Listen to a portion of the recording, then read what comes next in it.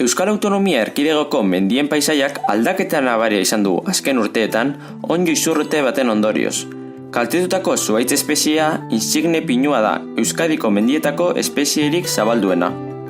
Europa osoan zabalduta dagoen izurrite honek, Aragoin, Katalunian eta Kantabriar erlaitzean ere bere eremua du.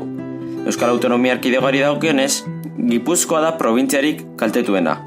Urola arroan kokatzen dira onddo hau duten zuhaitz kopuru handiena.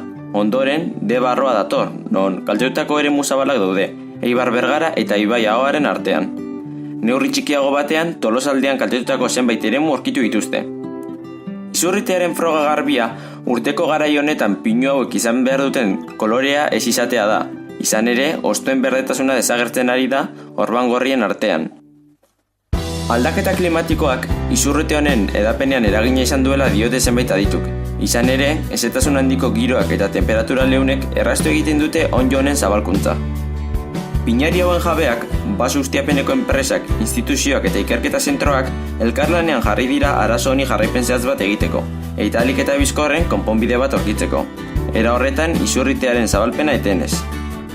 Arlo ekonomikoari begira, Euskadiko barne produktu gordinaren 1,5% osatzen du hegor industriak, 309 milioi euroko sarrerarekin administrazio publikoan, eta 18.000 pertsonen inguruk lan egiten dute Euskal Autonomia Erkidegoan sektore honetan.